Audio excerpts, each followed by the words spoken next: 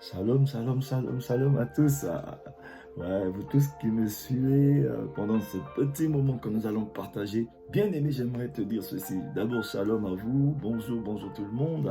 Vous voyez que dans ce moment de partage de 5 minutes pour sauver en Jésus-Christ, je suis toujours joyeux et heureux de vous rencontrer parce que je pense, j'ai une pensée pour vous, parce que j'aimerais partager cette pensée avec vous. Cette pensée est importante, bien aimé. Et c'est ça qui fait la vie de tous les jours. Je pense que pendant toute cette semaine, le Seigneur m'a fait que me parler sur ça, sur cette pensée, et j'aimerais le partager massivement à un maximum de personnes qui puissent rencontrer cette parole, qui puissent leur faire du bien, parce que tous on en a besoin, bien-aimés. Mais bien-aimés, avant que nous puissions entrer dans ce moment, j'aimerais déjà parler à une personne. Si tu n'es pas connecté sur la page, sur le YouTube de l'évangéliste Teddy Elvis Mapuka, j'aimerais t'inviter à te connecter, à juste mettre un point, un petit pouce pour te connecter, pour t'abonner à cette page et encourager aussi l'évangéliste.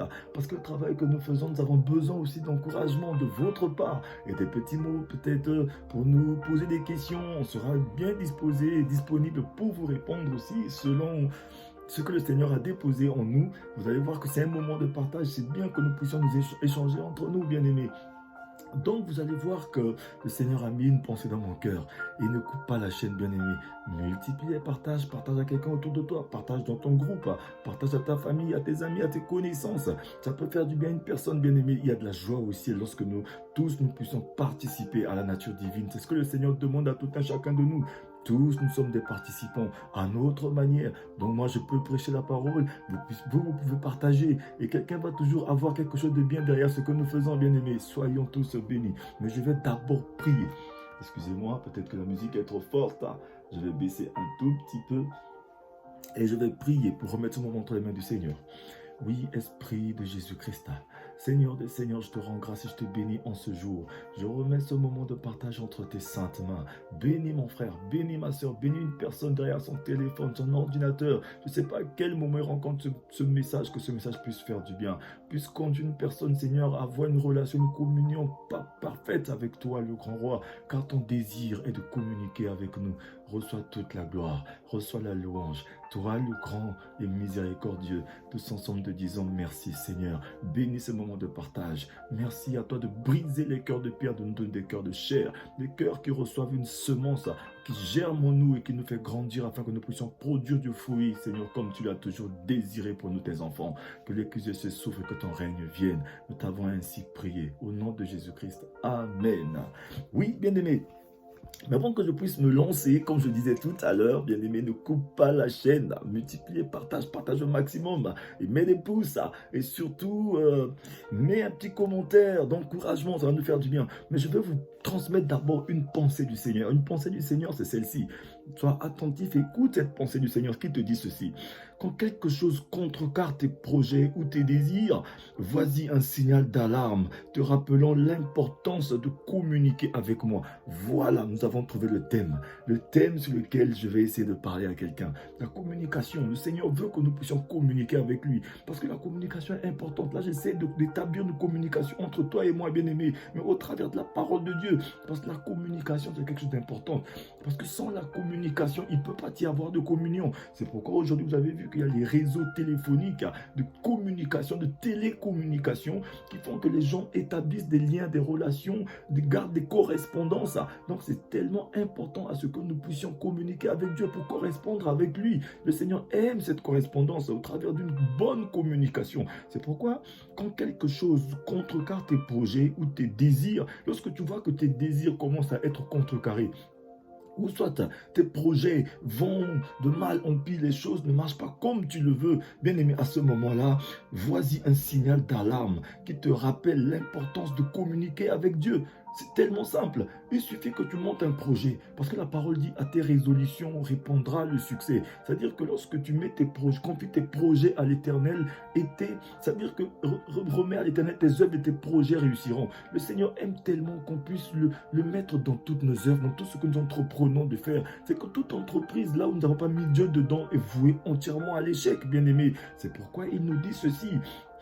dans le livre de Ésaïe 30, verset 1, malheur à l'enfant rebelle qui prend des résolutions pour faire certaines choses sans moi. Ça veut dire que lorsque tu fais certaines choses sans mettre déjà Dieu dedans, parce que déjà, vous allez voir que la résolution n'est pas encore les actions. La résolution vient avant les actions. C'est les choses qu'on fait avant de poser les actions. C'est-à-dire que la résolution, c'est du domaine des pensées. Et que déjà, tu as pensé faire quelque chose, tu as résolu dans ta tête de le faire, mais tu n'as pas mis Dieu dedans. Le malheur t'attend pendant les actions que tu vas commencer à poser. C'est pourquoi le Seigneur aimerait qu'une personne, avant de faire quoi que ce soit, tu puisses d'abord mettre Dieu dedans. Lorsque tu commences à mijoter dans ta pensée, d'entreprendre de te marier, de chercher un travail, ou de vouloir voyager, ou de vouloir faire des enfants, faire quoi que ce soit de ta vie, mets Dieu déjà dedans, parce que vous savez que le malheur, c'est pas le diable qui a créé le malheur, ni le diable a créé le bonheur, c'est Dieu qui a créé le malheur pour protéger la bénédiction. C'est-à-dire que le malheur est là en protection de ce que Dieu nous donne, parce que c'est pourquoi il a dit à Abraham, Abraham, va sur la terre que je t'ai donnée,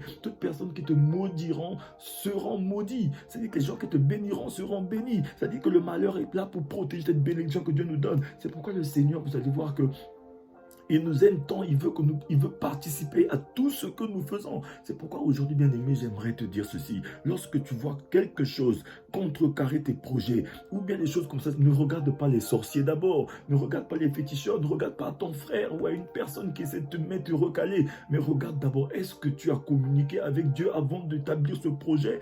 Regarde un peu, est-ce que tu as établi une correspondance avec Dieu? Est-ce que Dieu est participant dans ce que tu es en train de faire? Parce que la parole de Dieu nous dit dans Éphésiens 2, à partir du verset 10, que nous sommes l'ouvrage du Seigneur. Quand tu es l'ouvrage du Seigneur, la lettre écrite de Dieu en Jésus-Christ, tout ce que tu fais, Dieu doit être informé. C'est pourquoi, bien aimé, le Seigneur aime communiquer avec nous. Le Seigneur nous aime, il veut communiquer avec nous. Il nous a créés à son image. Il n'a pas créé toutes ces choses à son image. C'est juste des choses qui sont là pour nous accompagner dans la vie. Mais le Seigneur nous aime, notre éternité lui appartient. C'est pourquoi il veut communiquer avec nous. Donc c'est pourquoi lorsque certaines choses nous arrivent, ne prenons pas ça pour une fin en soi, mais cherchons juste à voir que non, le Seigneur permet toutes choses concourent bien de ceux qui aiment Dieu. Soit il permet certaines choses qui arrivent dans notre vie, c'est pour nous modifier la vie, bien-aimé. C'est pourquoi il te fait savoir que quand quelque chose contrecarre tes projets ou tes désirs, voici un signal d'alarme qui te rappelle l'importance de communiquer avec moi. Quand tu vois quelque chose commencer à brouiller un peu les pistes devant toi, les choses deviennent floues, commence à rentrer en toi-même, pose-toi la question, est-ce que j'ai mis Dieu dans Dieu, est-ce que je l'ai mis dans ce que je suis en train de faire? Reviens en toi-même, remets Dieu dans tes projets, remets Dieu dans tes œuvres et tes projets réussiront. Et ce réflexe présente plusieurs avantages. C'est-à-dire que le réflexe de revenir en toi, de détecter que non, si mes projets n'avancent pas, si mes choses ne marchent pas, au lieu de regarder à mon frère ou à ma soeur, à mon chef, à ma mère, à mon père, que non, c'est telle personne qui m'a mis les bâtons dans les roues. Non, c'est la mauvaise manière de regarder les choses. Lorsque Joseph était tombé dans cette prison, ce jour-là, je pense que Joseph, quand il est devenu premier ministre en Égypte, bien aimé, je pense que Joseph pouvait dire que non, Seigneur, bénis Potiphar, bénis sa femme, parce que ce qu'ils m'ont fait m'ont poussé à mon élévation, parce que ce qu'ils m'ont fait m'ont conduit à savoir que non, Dieu m'avait déjà destiné à vivre cette chose. Aujourd'hui, le Seigneur t'a destiné à vivre quelque chose d'important, bien-aimé. Il y a une promesse sur ta vie. Tu dois réussir, c'est-à-dire que comme ton âme.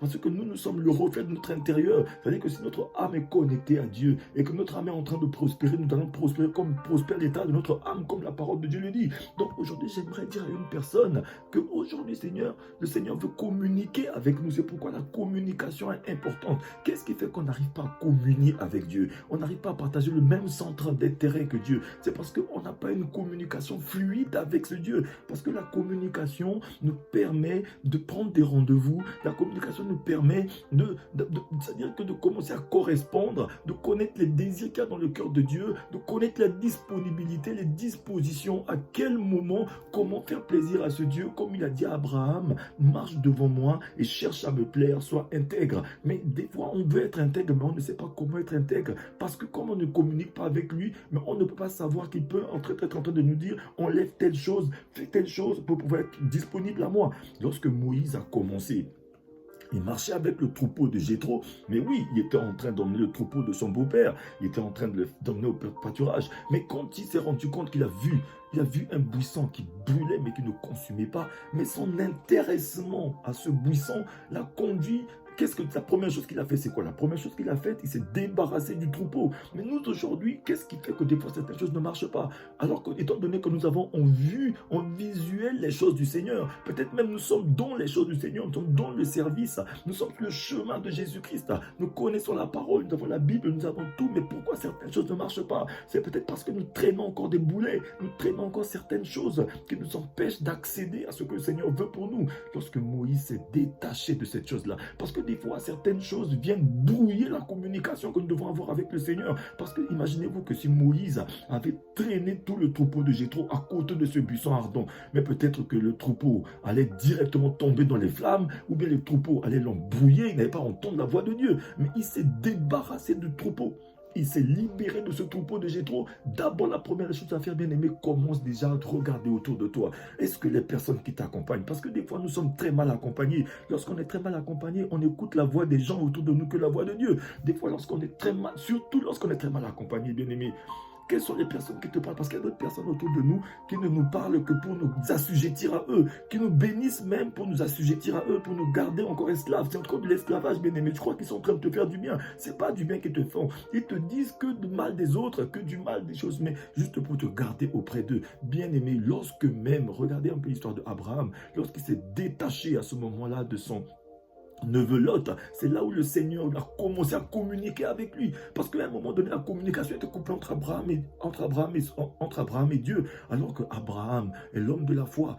Abraham, que Dieu aimait tellement, qui était à l'ami de Dieu. Mais à un moment donné, il n'y avait plus de communication entre lui et Dieu. Mais qu'est-ce qui a fait que la communication a coupé entre Abraham et Dieu?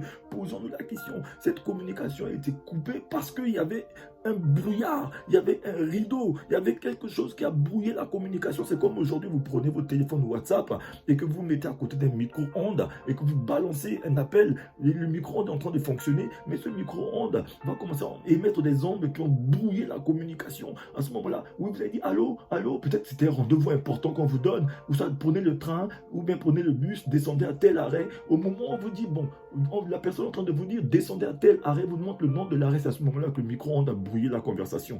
Mais ça va faire que la communication est coupée. Mais vous allez prendre le train, le bus, mais vous allez peut-être manquer l'arrêt.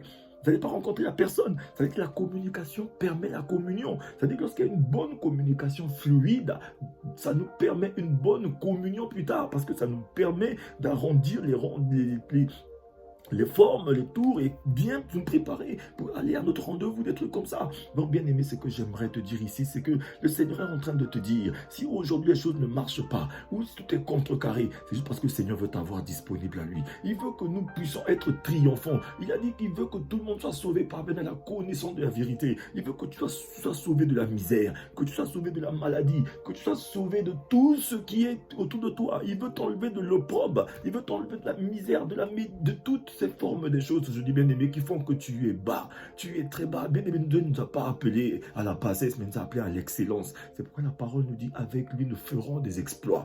Lorsque Moïse, je reviens encore à Moïse, lorsque Moïse a abandonné le troupeau de Jéthro, il a commencé à s'approcher du buisson ardent. À ce moment-là, une communication s'est établie entre lui et le buisson, et il a entendu une voix, la parole de Dieu, parce que ça crée une sensibilité spirituelle. Parce que nous, le plus souvent, on veut brûler les étapes, on veut aller directement à la visibilité spirituelle, alors qu'on doit commencer par la sensibilité spirituelle, parce que la sensibilité spirituelle nous conduit à l'audition spirituelle, et l'audition spirituelle, maintenant la visibilité spirituelle. Lorsque tu es sensible à la voix de Dieu, ça te conduit à te détacher des choses qui sont inutiles, à te détacher des choses qui t'empêchent, qui te freinent, à te conduit à entrer en toi-même, comme l'enfant prodigue qui est entré en lui-même, qui s'est rendu compte que non, même les mercenaires de chez mon père ne vivent pas comme ça. Donc il fallait qu'ils établissent une communication entre lui et son père. Parce que le père n'attend que ça. Il n'attend pas que ce soit toi qui viens établir la communication. Mais lorsque tu commences déjà à entrer en toi-même, à commencer à te débarrasser des choses inutiles, lui-même, le père, il commence déjà à établir une communication avec toi. C'est à ce moment-là qu'il a vu l'intéressement de Moïse. Il a dit, Moïse, ôte tes souliers. C'est-à-dire qu'à chaque fois que toi, tu te rends compte que non, si je suis tombé, ce n'est pas parce que les gens gens m'ont fait tomber. Si je suis tombé, pas parce que pourquoi on m'a fait tomber. Non, si je suis tombé, c'est parce que peut-être le Seigneur veut m'avoir disponible à lui. Si mes choses n'ont pas marché aujourd'hui, c'est parce que le Seigneur veut d'abord que je lui donne la priorité, bien aimé. C'est ça ce que le Seigneur veut pour tout un chacun de nous. Et il a parlé à Moïse. Il lui a montré ce qu'il fallait faire. C'est que lorsque tu communiques avec le Seigneur, à ce moment, le Seigneur commence à te montrer qu'est-ce qu'il faut faire afin de pouvoir bien partager avec lui. Parce qu'il y a certaines choses dont le Seigneur ne peut pas se permettre, parce que même s'il t'aime comment, ça veut dire que sa sainteté et sa nature qui est tellement sainte ne peut pas se permettre d'être avec toi, parce que même s'il t'aime comment, il va finir par te tuer. C'est comme ça qu'il a dit à Moïse, lorsqu'on va dans le livre de Ézéchiel, lorsque tous ceux qui vont lire Exode 33, à partir du verset 14 à 15, la communication de Dieu avec Moïse. Dieu a dit à Moïse, Moïse, moi je t'aime tellement, tu as trouvé grâce à mes yeux, je veux te faire du bien, mais ce peuple que tu conduis, c'est un peuple qui a le cou raide, qui est rempli d'orgueil. Oui, la parole nous dit que la main de Dieu n'est pas courte pour nous toucher, mais son oreille trop dure pour nous entendre, bien-aimés.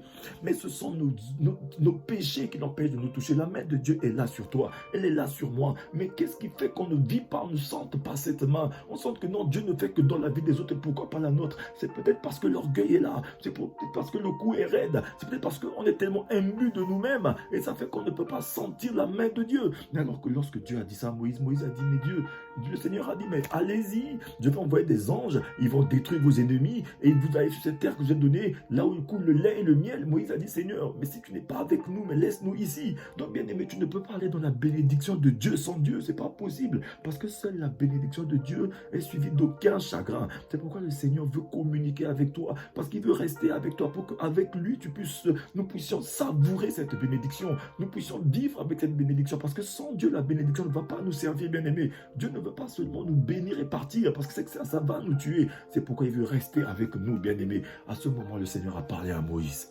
Moïse, ôte tes souliers.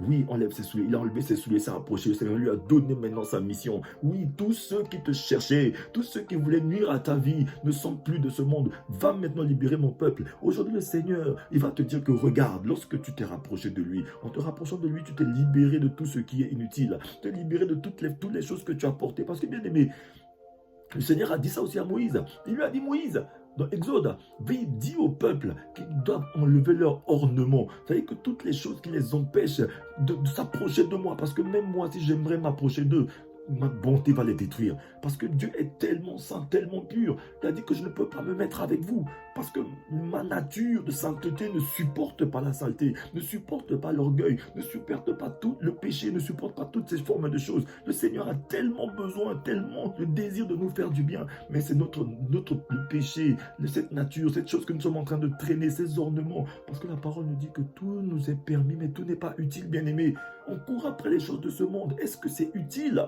Parce que ces choses-là nous coupent la conversation, la communication avec le Seigneur. Alléluia. Pour que Moïse puisse entendre bien la voix de Dieu, il a fallu que se détache du troupeau. Imaginez-vous un troupeau peut-être de moutons avec vous, à côté de là où il y a une radio, une télé ou quelque chose, mais ils vont faire tellement de bruit que vous n'allez rien entendre. Moïse s'est détaché de ce troupeau et ça lui a permis d'avoir une communication fluide avec Dieu, de savoir précisément qu'est-ce qu'il fallait enlever pour pouvoir continuer d'écouter le SMEP que Dieu voulait lui donner. Ça veut dire que la mission que Dieu voulait lui donner, aujourd'hui le Seigneur veut te donner une indication, te donner une mission, mais nous sommes tellement mal entourés que ça veut dire que ces choses-là nous voilent le visage, comme Lot qui voyait le visage d'Abraham. Lorsque Abraham a enlevé Lot de son visage, Dieu lui a dit, ouvre les yeux, regarde maintenant là où tu te trouves, c'est là où je t'ai donné en héritage. Oui, bien aimé, la solution de ton problème réside là où tu es, mais peut-être parce que tu es mal entouré. Ça fait que tu penses que peut-être que non, c'est peut-être là-bas, c'est seulement chez les autres. Tu commences à t'identifier aux autres. Les autres réussissent, je ne réussis pas. Non, bien aimé, ta réussite ne réside pas chez les autres, ne réside pas là où tu dois aller, mais ça réside peut-être de là où tu te trouves. Ne cherche pas à te poser la question, pourquoi je suis tombé ici? Qui m'a fait tomber? Mais dis-toi seulement, je suis tombé où? Oui, tu es tombé à la bonne place, mais peut-être que tu es juste mal entouré. C'est pourquoi le réflexe de commencer, ce réflexe de vouloir regarder en toi-même, ce réflexe peut avoir plusieurs avantages. Le premier avantage est évident, parler avec moi est une source de bénédiction pour toi et fortifie notre relation. Parce que parler avec Dieu est une source de bénédiction, bien-aimé.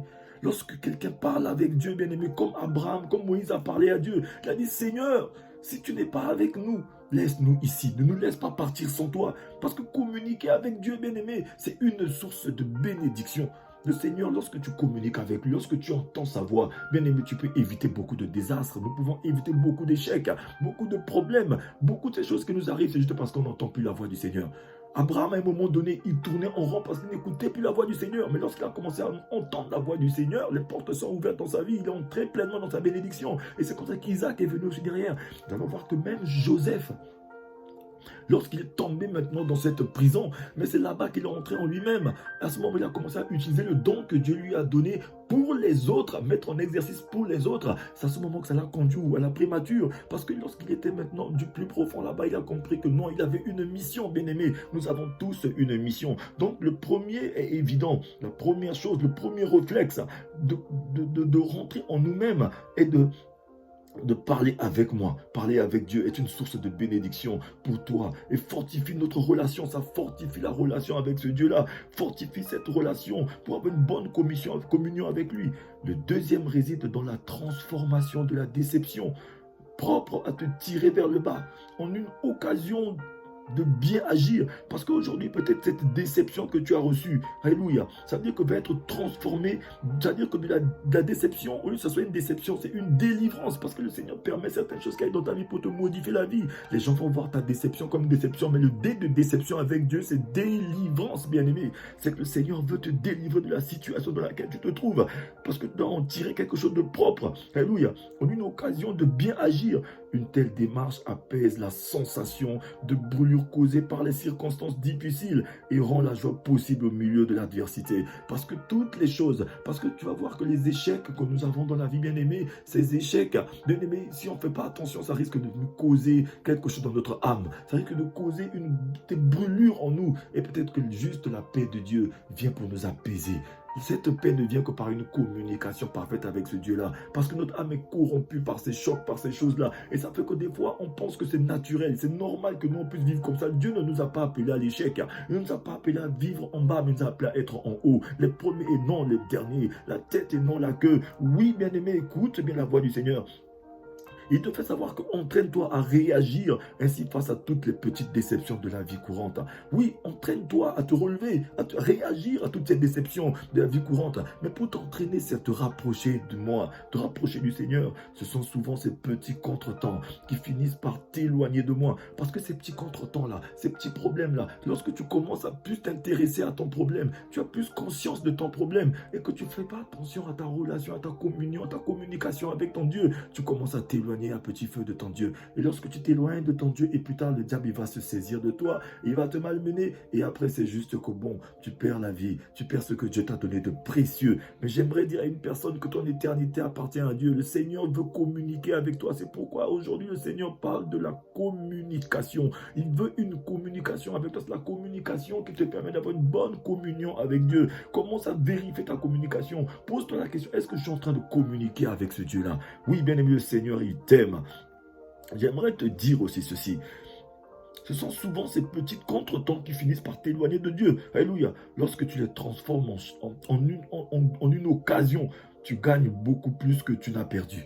Lorsque tu transformes ces choses-là en une occasion de t'approcher du Seigneur, bien-aimé, à ce moment-là, tu gagnes beaucoup plus que tu as perdu. Après un bon entraînement, tu parviendras à aborder les grosses pertes de façon positive. C'est-à-dire que ces pertes-là, ça devient des gains pour toi. Alléluia. Le point de vue, d'avoir le point de vue de Paul pourra être le tien. Lorsqu'il dit dans le livre de Philippiens 3, versets 7 à 8, que tu vas lire plus tard, Philippiens 3, versets 7 à 8, c'est le dernier passage que nous allons lire. Ces qualités qui étaient pour moi des gains, je les regarde comme une perte à cause du bien suprême qu'est la connaissance de Jésus-Christ, mon Seigneur. Lorsque tu as la connaissance de Jésus, il répand par toi l'odeur de sa connaissance. Oui, en tout lieu, en tout temps, c'est-à-dire que dans tous les milieux, il répand par toi l'odeur de sa connaissance. Parce que d'autres, on voit l'odeur de la mort qui donne la mort, mais toi, c'est l'odeur de la vie qui donne la vie. C'est qu'au travers de la communication avec toi, bien-aimé, qui communique un parfum, quelque chose qui va dégager de toi, même de ton échec, quelque chose de meilleur va sortir. Que le Seigneur te bénisse, toi qui as suivi ce moment de partage. Je ne sais pas qu'est-ce que tu vis en ce moment, mais j'aimerais te donner quelques mots-clés pour comprendre comment Dieu communique avec nous Et nous, avec lui, nous devons commencer par énoncer quelques préceptes clés. Il y a des préceptes clés qui nous permettent de communiquer avec Dieu et Dieu communique aussi avec nous. Nous allons voir que d'abord, Dieu dit, d'abord tu dois commencer à te rendre compte que Dieu dit toujours la vérité. Lorsque tu prends la parole vivante du Seigneur, tu dois commencer à te dire non, mon Dieu ne ment jamais, il dit toujours la vérité. Déjà ça, bien-aimé, c'est le premier clé qui te permet d'avoir une communication avec Dieu. Dieu dit toujours la vérité, il ne ment jamais et ne nous trompe jamais. Tu peux lire ces passages à la maison de Job 34, verset 12, qui déclare, en vérité, Dieu ne commet pas le mal. Le Tout-Puissant ne fausse pas le droit. Ensuite, la Bible est la parole de Dieu. Vous allez voir que le mot grec pour écriture est graphé. Graphé, lorsque ceux qui vont lire, ça c'est un peu de la théologie, bien aimé, mais j'aimerais vous partager aussi. C'est employé 51 fois dans le Nouveau Testament, bien aimé, pour désigner les écrits de l'Ancien Testament. Donc aujourd'hui, je vais juste m'arrêter ici pour dire à une personne, l'exercice que tu as commencé à faire, le premier clé que je t'ai donné aujourd'hui, crois seulement que Dieu ne ment jamais. Il veille sur sa parole pour l'accomplir. Ce qu'il a dit, sa main est derrière pour l'accomplir. C'est un Dieu qui ne... La seule chose qu'il ne sait pas faire, c'est mentir. Et s'il t'a dit qu'il va te bénir, il va te bénir. Mais je vais prier pour toi. Ferme les yeux partout où tu te trouves, je vais prier. Oui, éternel Dieu de gloire, Père très saint, je prie pour une personne qui a reçu ce message. Maintenant que ce soit un message de bénédiction pour la vie de mon frère. Seigneur, que ce message puisse le bénir et bénir sa famille. Je détruis tout ce qui est du monde des ténèbres contre sa vie au nom de Jésus. Tout ce qui empêche une communication fluide entre toi et nous, Seigneur, soit brisé au nom de Jésus. Père, que ton règne vienne, que ta gloire soit faite. Donne la force à tout un chacun de nous approcher du trône de la grâce éternelle. Car sans toi, nous ne sommes rien. Nous nous fortifions en toi maintenant. Père, qu'au travers de ce moment de prière que je suis en train de faire, guéris une personne qui vit une situation difficile, quel que soit l'état de la maladie, que ce soit une maladie incurable. Seigneur, par tes meurtrissures, nous sommes guéris, Jésus de Nazareth. Que ton sang coule et inonde la vie d'une personne. Seigneur, visite les finances d'une personne, visite les foyers d'une personne. Oh oui, Père, nous reviendrons, Seigneur, dans ta présence pour témoigner que tu es Seigneur. Merci à toi, au nom de Jésus, nous avons ainsi prié. Amen. Soyez abondamment bénis. Ne coupez pas la chaîne. Partagez. Je suis votre frère l'évangéliste Teddy Amis Mapuka, l'oiseau de bonnes nouvelles. Multipliez les partages et abonnez-vous sur YouTube, évangéliste Teddy Amis Mapuka. À une prochaine fois parce qu'on aura toujours des pensées du Seigneur à nous partager. Soyez abondamment bénis. Ciao, ciao, ciao, ciao.